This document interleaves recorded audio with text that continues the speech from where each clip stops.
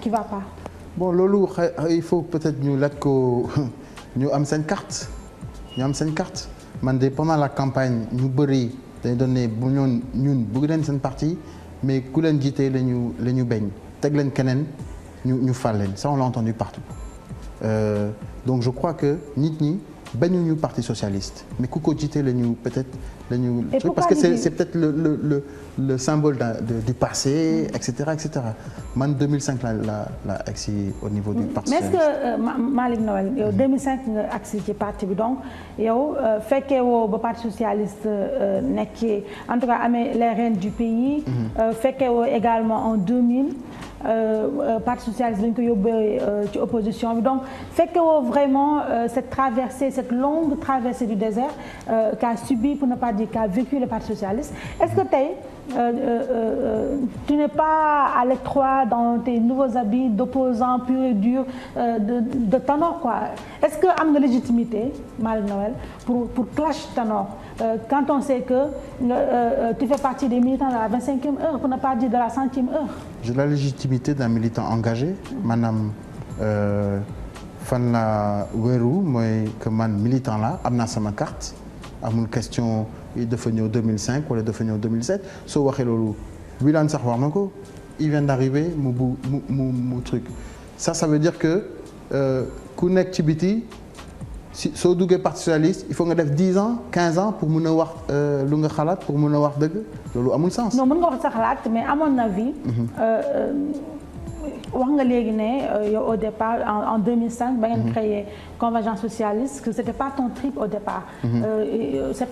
C'était pas trop ton délire la politique et tout ça. Franchement non c'était pas trop mon truc. Mais voilà c'était pas ton truc donc yow tu es un peu arrivé dans la chose là comme un cheveu dans la soupe. Donc vraiment il a fallu un Barthélemy ak quelqu'un d'autre pour ñu xëcc la dugal la ci affaire bi. D'accord. Alors nga bëgg a ñëw rek nii benn parti socialiste nga xam ne c'est quand même que c'est pas un nain en politique c'est pas vraiment un parti politique balbutiant. Donc nga bëgg a xëy suba nii rek yow nga ñëw tout jeune comme ça bëgg a ñëw yàq enfin tojate ay édifices yoo xam ne nii tu n'as pas été au départ. Ouais, mais su fekkee ni édifice yi on le construit ci lu nga xamante ni du dëgg. du dem fenn. Si le postulat de départ est faux l'arrivée sera fausse maanaam soo commencé de ñun dañu gagner opposition dafa doy xam nga loolu du dëgg. foo munti dem. mais sonn parce que parti socialiste regarde parti socialiste il a fait quand même 12 ans ci opposition bi alors que il a fait 40 ans au pouvoir alors je me rappelle en 2001 j'étais toute jeune là j'étais en première année au CESTI ñu doon seetaan ay reportages ci RTS ñu wane parti social enfin la maison du parti social xam ne c'était vraiment mythique et tout. ñu wane ne léegi état de délabrement bu mu nekk et tout et que dañu transformer yenn salles yi en salle de réception et tout. Donc mu mel ne grandeur et décadence quoi d'un parti qui a été au pouvoir pendant 40 ans quand même. Donc est-ce que quand tu dis que Tanor il a fauté parce que dafa ne 12 ans enfin genre opposition Y en a marre. Est-ce que doo am tuuti benn indulgence nga ni quand même il a mené la barque pendant 12 ans alors qu'il a connu les lambris du pouvoir pendant 40 ans et que pendant 12 ans quand même il a essayé d'avoir la tête hors de l'eau avec le parti donc ku mel nii bu amee occasion quand même et que toi peut-être que sa yoon nekk aussi ay poste ak Aïssatou nous n'avons plus le luxe de l'indulgence. Ok. C'est-à-dire que tey parti bi il est en danger. Comment ça? Il est en danger, c'est-à-dire que 12 ans d'opposition nga téye parti bi c'est bien mais ñun laajuñu la pour nga téye parti bi lu ñu la laaj mooy nga gagner. D'accord. Ok. Ouais. C'est ça le but.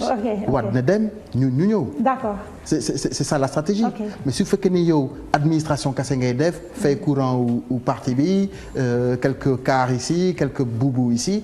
du loolu la ne laaj. Ça il faut construire un discours. Il faut déjà avoir une éthique, une morale, un discours. Et un programme qui peut séduire et pour arriver à la conquête du pouvoir. Mais on fait 42% en 2000. 13% déjà waroon nga dem mais on a dit que dañuy sàcc élection yi. ñu bàyyi la ba 2012 sutural la ba 2012 2012 nga def 11% Moustapha Niasse boo xam ne ci ñun la jógee mu raaw la mais l'intelligence mais t'imposerait mais nga ne nga xalaatat sa taxawaay et que tu respectes ta parole. Donc nous, on ne te demande pas de tenir le parti, on te demande de gagner. Ouais, tu ne peux plus gagner, bon, tu peux plus gagner, nous on cherche quelqu'un qui peut gagner. Mais justement, on cherche quelqu'un qui peut gagner. Est-ce que actuellement, tu as un profil, je ne sais pas, quelqu'un en tête qui peut vraiment transformer cette machine de guerre-là en léthargie qui était le Parti socialiste, en machine de guerre vraiment innovante? Moi, je crois que personne en tête. L'essentiel, c'est que suñu candidat le prochain candidat mooy ku nga xamante ni amul benn kii ak benn bokk que ce soit Khalifa Aïssata oui mais ils sont pas candidats pour l'instant donc moi je sais pas mais tu sais que ñu bëri dañ ne yow il y a Khalifa et Aïssata Tall Sall ñoo nekk si ginnaaw di la bu max ngay dem ci kanam ça du man maa la ko njëkk a wax oui dégg naa ko mais loolu ce n'est pas vrai du tout. Mais tu en as parlé avec eux quand même. Tu en as parlé moi, avec je eux. parle avec tous les responsables.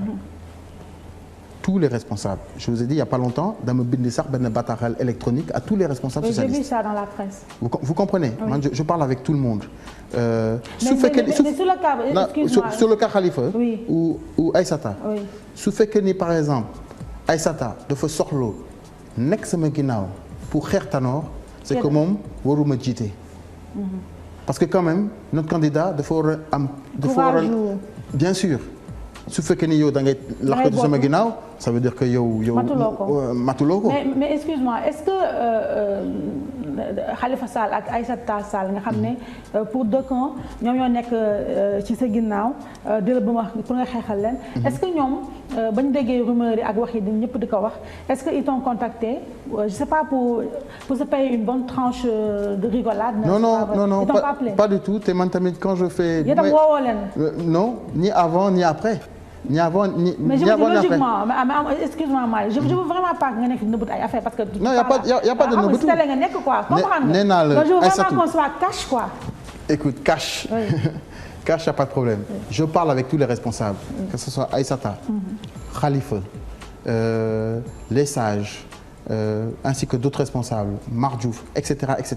Je parle avec tous les responsables de la situation du parti. D'ailleurs sax dañuy def benn tournée pour jéem a gis chaque responsable socialiste pour expliquer leen suñu taxawaay. Mais tu pourras plus parce que le 29 septembre tu vas débarquer. Mais tu vas avoir du mal. Je ne serai jamais débarqué. Bah si, le 29 septembre on va te. Oui mais bon ça c'est. Tu seras aux oubliettes à partir du 29 septembre. Aux oubliettes bon là ça y a que Dieu qui sait. Il y a que Dieu qui sait. Comme j'ai dit le départ s'il est faux l'arrivée sera fausse. xam nga tey mun naa ne bon léegi parti socialiste.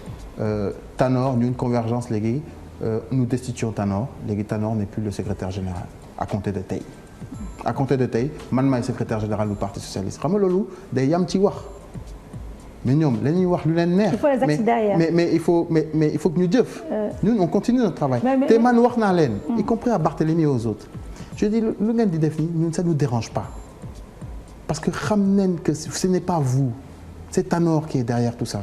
def leen lu leen neex. Ah tu penses que c'est Tanor qui est derrière Barthélémy? Mais absolument. Aujourd'hui Tanor il a utilisé mon ami pour me couper la tête. Et ça te fait mal? Ça me fait mal que lui soit tombé dans ce piège-là. warul utiliser samay xarit pour jàmm paaka. moom na ma jàmm paaka. mais bu mu utiliser Barthélémy bu mu utiliser kenn. Donc c'est le 29 septembre ils peuvent faire ce qu'ils veulent. Une convergence est là et la convergence. Mais excuse-moi techniquement comment tu vas faire parce que ñoom même Barthélémy il a dit dans la presse il a dit que le 29 septembre que ça te plaise ou non qu'il pleuve ou qu'il vente. Le 29 septembre et ben cette réunion-là ils vont la tenir et c'est clair que à compter du 29 septembre tu seras plus en tout cas pour eux tu pourras plus parler au nom de la convergence socialiste. Maintenant toi techniquement comment tu vas faire pour avoir cette légitimité-là et pouvoir enfin je sais pas pour nga mën a dérouler quoi comment tu vas faire? 5 ou 6 personnes ont été retournées contre nous. Ça c'est la vérité. ok, il y a 5 ou 6 membres de Convergence socialiste qui ont reçu une pression forte. De quelle nature? Mais de quelle nature? C'est du genre, il faut que Baye Malik. Par exemple, là, il y a un de mes camarades, on lui a dit, on l'a viré de son boulot. C'est pas vrai. Oui, oui. Il travaillait dans une société de Don Ligue, une société pour Hamiltoni, Couilleur Société Bi, Mboku Tanor, on est que sauf que nous avons un Tanor, et il faut que Baye Malik, nous Baye Malik. Nous d'accord. Il a une femme et 2 enfants. Il avait un CDI. Je ne sais pas, ça, je ne connais pas les détails. C'est qui Baye d'ici. Ok, c'est de quoi il travaillait dans les trucs de... Je ne sais pas exactement, je connais pas. Mais quand est-ce qu'il a été débarqué, lui? Il y a la semaine dernière. La semaine dernière, ok, où on appelle les parents d'une de mes camarades pour dire oui, ta fille, ce qu'elle fait, c'est pas bien, mon ils sont étonnants, etc. Il y a une parmi ces personnes qui sont frondées qui dit non, madame Ragal, il faut que mon bail donne me ragal parce qu'elle va me menacer, saltiguer Umbo, de me menacer de saltiguer d'Umbo, du n'importe quoi. Tu comprends ce que je veux dire? Mais c'est qui techniquement qui fait, c'est qui concrètement qui fait ce